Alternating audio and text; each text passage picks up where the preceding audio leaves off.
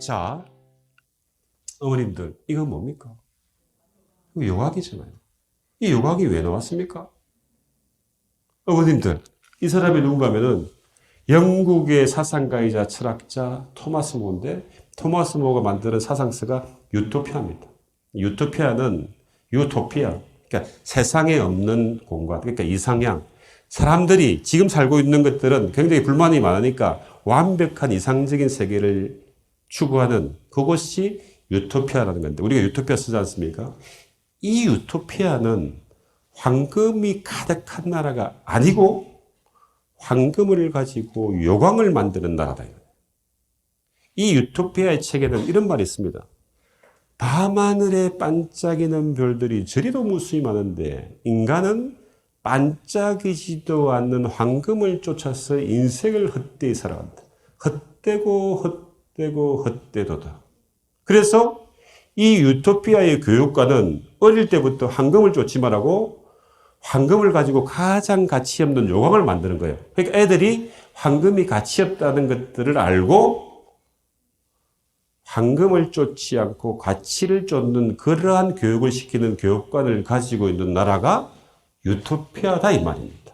그럼 유토피아라는 책을 인문고전을 읽으면 거기에서 내용이 어떤 내용이 있는가 중요하지 않고 그러한 사유하고 질문하는 과정을 통해서 내가 황금을 쫓지 않고 가치를 쫓는 사람으로 내가 살 수 있고 그렇게 되면 그 애는 평생을 살아가면서 올바른 일을 올바른 사람들과 올바른 방법으로 행하는 정의감이 있습니다. 그러면 그 애는 인생을 살면서 절대적으로 불의에 손을 대지 않습니다. 무슨 말겠습니까? 그러한 것들이 이런 그에 있고, 어머님들, 이거 여러분들이 좋아하는 건데 뭐예요? 이거 뭡니까, 어머님들?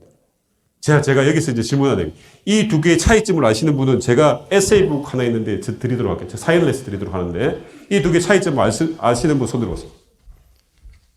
제가 봤을 때는, 어머님, 이 책을 제가 적었는데, 철학, 플라톤의 국가는 제가 쳤는데, 제가 적고도 이거 마지막 탈고할 때 보고 제가 스스로 막 가슴이 떨린 거예요.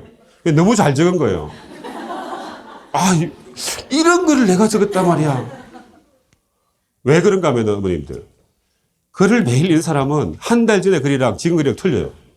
제 목적은 텔렉 사고에 와서 이런 책을 애들이 만듭니다, 실제적으로. 이거 나중에 이거 읽어보시면 여러분들 진짜 심장 떨립니다. 자, 이 두 개 차이점 아시는 분 손을 보세요. 없습니까? 색깔이 다르다? 당연히 색깔이 다르지. 자, 말씀을 드리면은 하나는 샤넬백이죠. 하나는 에르메스예요. 그죠? 여러분들이 다 좋아하시는 건데 샤넬백은 모든 제품의 로고가 전면적으로 드러나 있어요. 에르메스는 모든 제품의 로고가 없다 이 말이에요. 이 샤넬백은 1890년도에 만들어진 거고 에르메스는 1820년도에 만들어진 건데 에르메스는 1820년도에 왕실의 말의 안장을 납품하는 마부상으로서 출발한 거예요. 어머님들. 말의 안장에 뭔가의 로고가 붙어 있으면 이게 엉덩이에 걸려가지고 됩니까? 안 됩니까? 안 되죠. 그래서 에르메스의 가치 철학은 자기를 드러내지 않는 거예요. 그러나 샤넬의 창립자는 코코 샤넬인데 이 코코 샤넬이 인권 운동가입니다. 세계 최초로 여자의 바지를 만들었던 사람이 누굽니까? 코코 샤넬입니다. 코코 샤넬은 아니 남자들은 양복을 그것도 검은 색깔을 입고 다니는데 왜 여자는 치마만 입고 다녀야 되는 것이? 야 양복을 만들어. 딱 만드는데도 그냥 검은색으로 만들어. 도전을 하는 거예요. 유럽 시대에 여자들이 옷에 코르셋이 코르셋 쪼아 있는 거. 왜 이 코르셋을 코코 샤넬은 억압으로 본 거예요. 그래서 코르셋을 벗어버리고 티를 만들고 이 코코 샤넬은 자기 자신을 전면적으로 드러내기 때문에 이 C가 코코의 CC 두 개예요. 그러니까 막 대문짝만하게 쫙 붙여놓는 거예요. 제가 처음에 봤을 때 굉장히 유치해 보이는 거예요. 사실은. 근데 어쨌든 간에 자 어머님들 명품은 자기의 가치 철학이 있습니다. 그 가치 철학은 이랬다가 저랬다가 하는 게 아니에요. 자, 예를 들어가지고 누구는 그렇지 않겠어요? 에르메스에 있는 임원들이 아니 대표님 우리도 이게 우리 멋있는 몇천만 원짜리인데 로고를 조금 드러냅시다. 그래야지 이게 마케팅 효과 이런 말 하지 않겠습니까? 그러나 아니다 이 말. 교육도 마찬가지인데 어머님들 내가 뭐랬습니까? 다 버리고 마지막 한 가지를 남겨놔요. 그게 뭐예요? 생각 열기대. 수학 문제를 푸는데 혼자서 끙끙거리 풀리면 5시간이 걸릴 수 있습니다. 참지 못해가지고 가르쳐주면은 더 이상은 머리가 안 열려요. 자, 이러한 것들을 통해서 우리 애들이 인문고전을 배우게 되면은 자기만의 또렷한 가치 기준이 있습니다. 그러면 의사결정이 쉬워져요. 의사결정은 두 개 중에서 좋은 거 한 가지를 선택하는 게 아니고 두 개 중에서 뭔가를 버리는 겁니다. 10개 중에서 다 버려서 마지막으로 딱 한 가지 평생을 지키고 싶은 것만 가지는 거예요. 무슨 알겠습니까? 내가 살을 빼는 게 평생의 가치 철학이다. 그럼 먹으면 안 돼요. 예? 난 행복하게 살겠다. 그럼 그런데 연연하면 안 된다 이 말이에요. 자, 어머님들. 이 사람이 누군가 하면은 플라톤이라는 철학자입니다. 제가 플라톤을 좋아해서 제 필명이 플라토원입니다. 여러분들 제가 팁을 하나 드리면은 그리스의 철학자랑 로마의 철학자들이 구분이 되는데 여러분도 알고 계시는 소크라테스, 플라톤, 아리스토텔레스 전부 다 아테네 그리스 철학자죠. 그 다음에 키케로 이런 사람들은 로마의 철학자인데 제가 어느 날 이제 플라톤을 좋아하니까 막 찾아보니까 그리스의 철학자는 전부 다 수염을 기르고 있는데 로마의 철학자는 수염이 없는 거예요. 그래서 찾아보니까 진짜 그렇더라고요. 그래서 제가 플라톤을 찾아보니까 플라톤도 수염을 기르고 있어요. 그래서 제가 수염을 기르는 거예요. 그때부터. 아, 진짜. 그리고 어머님 자 보세요. 제가 신규 브랜드를 만들어냈는데 그 펠렉스라는 걸 만들었는데 그것은 20년 동안 제가 매일 새벽 3시에서 일어나가지고 글을 적었대요. 오늘도 제 글이 나중에 여러분들 보실 수 있습니다. 했는데 중요한 것은 이 교육에 대해서 굉장히 문제점을 말하는데 어느 날 플라톤의 책들을 많이 읽다 보니까 플라톤의 책이 아카데미에서 자기 제자들을 가르치는 그 학습 방법이 받아들인 지식을 관점을 달리해서 재해석해서 새로운 가치를 창출하는 학문 탐구 자세 이렇게 가르치는 거예요. 다시 말씀드리면 받아들인 지식을 관점을 달리해서 새로운 가치를 창출하는 학문 탐구 자세 그것이 펠렉스의 의미입니다. 그럼 저는 그것을 그대로 가져온 거예요. 가져와서 21세기에 새롭게 재해석해서 시스템으로 만들어서 풀어낸 거예요. 어머님들 창의적인 것들은 하늘에 뚝 떨어지는 게 아닙니다. 이것과 저것의 조합입니다. 스티브 잡스가 기자들이 쫙 있는데 기자들이 보면 아니 스티브 잡스 선생님 당신의 그 창의성은 어떻게 그렇게 발현됩니까? 너무 대단합니다. 스티브 잡스 하는 말이 기자 여러분들이 그렇게 얘기하면 나는 약간 죄책감이 느낀다. 나에게 창의성은 이것과 저것의 조합이다. 여러분 뉴턴 아시죠? 뉴턴이 만유인력의 법칙을 발견했죠? 맞죠? 맞습니까? 만유인력의 법칙을 발견하지 않았습니다. 만유인력의 법칙을 발견한 사람은 그 앞에 있는 과학자인 케플러가 발견했습니다. 그러면 뉴턴은 뭘 했냐? 그 사람이 만유인력의 법칙을 발견했는데 수학적으로 공식으로 증명을 못해요. 그것을 증명한 사람이 뉴턴이 돼요. 그리고 뉴턴은 이런 말을 합니다. 거인의 어깨 위에 올라타라. 이 거인이 뭡니까? 내 앞 시대를 살았던 사람들의 지식, 지혜 이게 어디에 있습니까? 인문고전에 있단 말이에요. 그 인문고전을 가져와서 이것과 저것을 조합해서 내 생각을 입히면 그게 뭐예요? 그게 창의성이다. 여러분들. 아무 배경적인 지식이 없이 창의성이 나옵니까? 재료가 없는데 비빔밥이 나옵니까? 안 나온다 이 말이에요. 자, 또 한 가지는 이 인문고전은 2500년대에 살았던 플라톤이 이야기했던 인문고전이 우리 이 실생활에 전혀 도움이 안 될 것 같잖아요. 그래서 우리 무시하는 건데 그렇지 않다. 자, 봐보세요. 이 말을 이거 한번 읽어볼게요. 아니마, 따라보세요. 아니마 사냐, 인, 코르포레, 사뇨. 여러분, 라틴어나 스페니시나 이런 것들은 그냥 글자 그대로를 가지고 약간 된 발음을 하면 돼요. 그러니까 한국말로 따지면, 경상도 사투리 따지면 약간 된 발음 있잖아요. 예, 뭐 그럴 거예요. 뭐, 우리가 텔레폰 이런 거 영어인데, 텔레폰 이러면 이제 그게, 그러니까, 아니마 사냐 인 코르포레 사냐. 이게 무슨 뜻일까요? 이게 플라톤하고 어떤 연관이 있을까요? 네? 이게, 여기서 아식스가 나온 거예요. 앞 글자를 따서 아식스의 경영 방침이 사운드 바디 사운드 소울. 이게 무슨 말인가 하면, 건전한 정신은 건전한 육체로부터. 이게 그리스의 사상인데, 플라톤이라는 사람이 철학자죠. 플라톤의 사람은 철학자이기 전에 운동선수예요. 고대 올림픽이 어디서 생겼습니까? 그리스에 생겼죠. 그리스에서 왜 고대 올림픽이 생겼는가 하면은 그리스가 철학의 발현지고 철학이라고 하는 정신적인 학문을 하기 위해서는 반드시 육체적인 건강함이 받쳐줘야 된다. 그래서 고대 올림픽이 생긴 거고 그 철학적인 사상을 그대로 가져와 가지고 미국의 여러분들 자녀들을 보딩스쿨 보내면 전부 다 고등학교에서 운동을 선수처럼 시킵니다. 그 이유는 사운드 바디 사운드 아니마 사냐 인코르포레 사냐. 여러분들의 자녀들이 야 운동 좀 해라 임마 이러면은 엄마 내가 왜 운동해야 돼 이러면은 어떻게 합니까? 임마 아니마 사냐 인코르포레 사냐 찾아봐 이러면 된다 이 말이에요.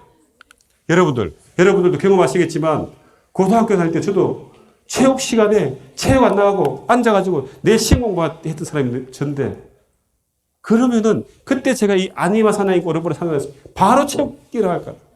저는 제 집이 부산이라고 그랬죠, 그죠? 근데 연산동에 하야레 부대에 있었잖아요.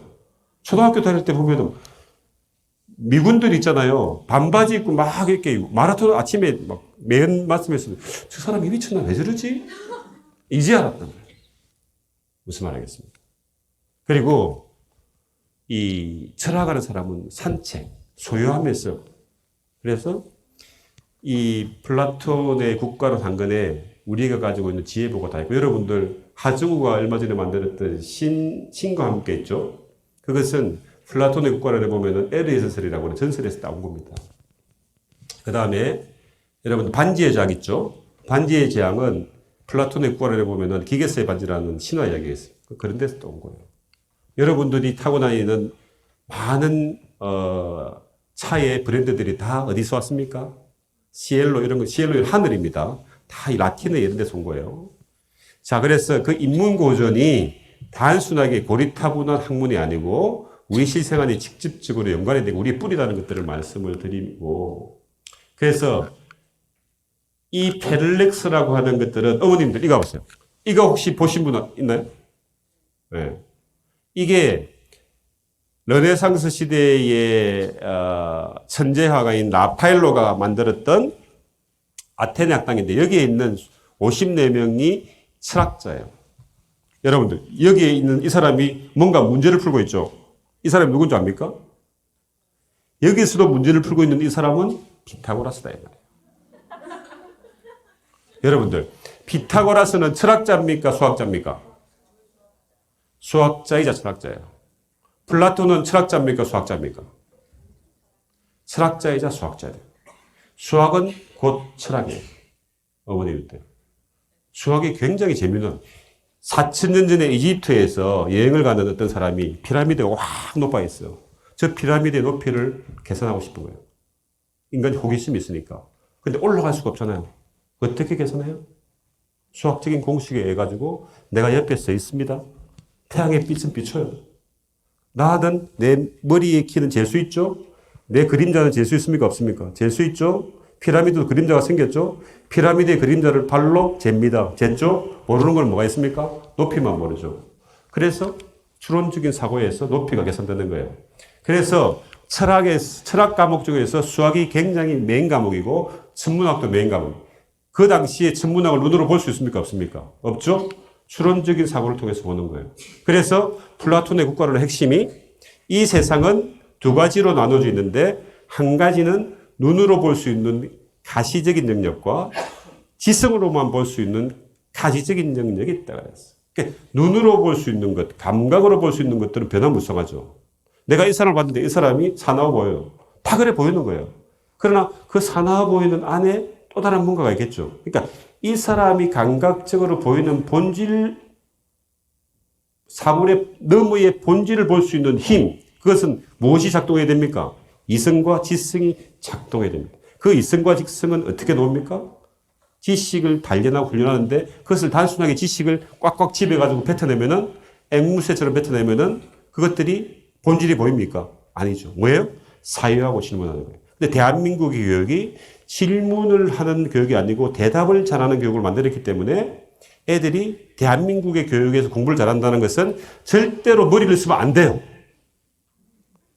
무슨 말 알겠습니까? 그러면 우리가 운동을 안 하면 근력이 줄어들죠. 생각을 안 하면 이 영혼이 어떻게 돼요? 쪼그란다. 그래서 여기에 있는 이 54명의 사상가이자 철학자의 사상이, 인문고전이 지금 우리가 살고 있는 이 시대의 모든 지식에 답니다. 근데 그 중에서도 제일 중앙에 있는 이 사람이 누군가 하면 누구겠어요? 당연히 플라톤이겠죠. 옆에 있는 사람이 그의 제자 아리스토텔레스고, 아리스토텔레스의 옆에 있는 사람이, 아리스토텔레스가 뭘 지고 있습니까? 책을 하나 지고 있죠. 이게 에티카입니다. 에티카가 뭔가 하면은 정의, 윤리학 책이에요. 그게 철학은 윤리학을 메인 과목으로 들고 옵니다. 왜 그런가 하면은 기본적으로 철학의 목적은 유다모니아, 그러니까 인간의 행복을 위해서 공부를 하는 거고, 그 인간의 행복을 이루기 위해서는 정의롭게 살아야 됩니다. 왜 그런가 하면은 여기서 말하는 정의의 정의는 데피니션은 공정한 분배, 절차의 분배를 말하는 거예요. 권리와 의무가 균등해야 되는 거예요. 여러분들의 집에 가면 여러분들의 남편분하고도 권리와 의무가 균등해야 됩니다. 나는 밖에 가지고 열심히 애 키우고 돈도 벌어오고 그러는데 남편이 비리비리 되면은 이게 권리와 의무의 균등이 어떻게 돼요? 무너지는 거예요. 그럼 남편은 어떻게 되는가 하면은 일단 균형을 맞추게 해가지고 집에 일찍 퇴근해가지고 열심히 쓸고 닦아야 되는 거예요. 그래야지 권리와 의무의 균등이 생기는 거고, 그것들이 장기적으로 무너지면은 문제가 생기는 거예요. 국가도 마찬가지죠. 국민과 국가도 권리와 의무가 있는 거예요. 무슨 말 알겠습니까? 국가가 나한테 안전을 보호해주고 하면은 나는 세금도 내고 하잖아요. 그죠? 근데 국가가 나를 탄압하고, 아빠가 뭐예요? 나는 국가를 대항해서 저항권이 생겨, 저항권. 그게 계몽주의 사상의 핵심이에요. 그게 사회계약론, 국가와 국민은 계약 관계에 있다. 뭐 이렇게 설명하는 거예요. 그러니까 이 윤리를 개인적인 차원, 이 정의라는 것들을 개인적인 차원에서 도입하면 뭐예요? 윤리학이죠. 이것을 공동체적인 차원에서 우리가 공부하면은 정치래요, 정치. 정치는 다른 게 없고 한정되어 있는 자원을 공정한 분배를 하는 거예요. 그죠? 요즘에 문제되는 이 조국의 사태는 공정한 분배와 절차적인 이런 것들이 다 무시됐다고 우리 국민들이 느끼는 거죠. 자, 그래서 이 두 사람의 형상을 그대로 가져온 게 페를렉스의 로고입니다. 여러분들 보시는 이 왼쪽에 있는 사람이 플라톤 같죠? 오른쪽에 있는 사람이 아리스토텔레스 같죠? 이 안에 있는 것들은 색깔은 GMB의 색깔인데 이게 이성을 의미합니다. 이게 용기를 의미합니다. 이게 욕망 중에서 필요한 욕망인 지혜를 의미합니다. 이성이 용기의 도움을 받아서 필요한 욕망을 자극해서 지혜를 발현해서 세상의 선한 영향력을 창출할 수 있는 인재를 만들고자 하는 것, 이것이 페를렉스의 교육이 가지고 있는 가치 철학이고, 페를렉스라고 하는 뜻은 다시 말씀드리면 받아들인 지식을 관점을 달리해서 재해석해서 새로운 가치를 창출하는 학문 탐구자. 여러분들 지식을 열심히 가져서 자기 자신만을 위해서 쓰는 것들은 인류의 칼이 된다고 그랬어요. 무슨 말 알겠습니까? 열심히 공부해서 강남에서 성형 수술하는 원장을 했을 때 떼돈만 벌겠다. 예? 그럼 자기 자신만 이런 거 아니에요. 어머님들. 제 친구들 중에서 스카이 캐슬에 나오는 1%의 서울대 어디 나와가지고 치과 하는 애들이 있단 말이에요. 술 마시면 좋아요. 왜 미치겠냐? 매일 썩은 이빨만 쳐다보니까 미치겠다. 어머님, 심각합니다. 자, 어머님들, 이보세요. 이게 이제, 이 사람이 누구죠? 스티브 잡스죠. 우리 어머님들이 스티브 잡스 같은 사람을 만들고자 하는데, 스티브 잡스가 이런 말 합니다.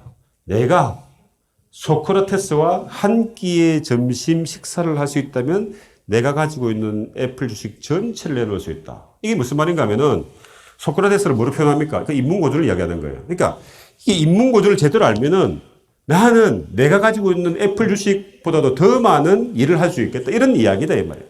어머님. 스티브 잡스는 이러합니다. 나는 나의 동료들을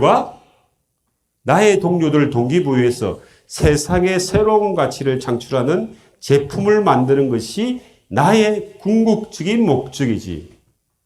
그 이외의 것들은 부차적이다. 그 이외의 것이 뭡니까? 돈이단 말이에요. 근데 돈은 누가 제일 많이 벌었어요? 지가 제일 많이 벌었다. 어머님들. 하수는 황금을 쫓고 고수는 가치를 쫓는. 하수는 굉장히 단순한 것을 복잡하게 꼬아서 스스로 무너지고, 고수는 굉장히 복잡한 것을 단순화시키고, 사기꾼은 굉장히 단순한 것을 복잡하게 꼬아가지고 사기를 치는 거예요. 그러면 고수는 왜 복잡한 것을 단순화시키는가 하면은 가치 철학 때문이에요. 그 가치 철학 때문에 다 버리고 한 가지만 남기는 거예요.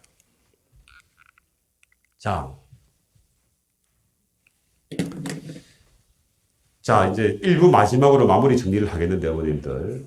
1부에서 제가 이제 말씀드리려고 했던 것들은 대한민국의 교육에 심각한 문제점이 있다. 교육의 목적은 단순히 지식을 주입하는 것이 아니고 우리 애들의 영혼을 지혜에 배급하도록 하려고 하는 것이고, 그 핵심이 생각 열기다는 것들을 말씀드리는 겁니다. 자, 그래서 이제 2부 잠시 여러분들이 금융 특강을 듣고 3부에서는 구체적으로 이제 애들한테 공부 방법을 전수할 겁니다. 이 공부 방법을 익히면 학교에서 1등하고 뭐 이런 거 굉장히 쉬워요. 들어보시면 알아요. 그 다음에 여러분들 뭐 수능에서 만점 어려운 것 같죠? 어렵지 않습니다. 어렵지 않습니다. 공부는 방법이에요, 방법. 그 방법에 대해서 구체적으로 말씀을 드릴 건데 저는 3부에 다시 오겠습니다. 네, 감사합니다.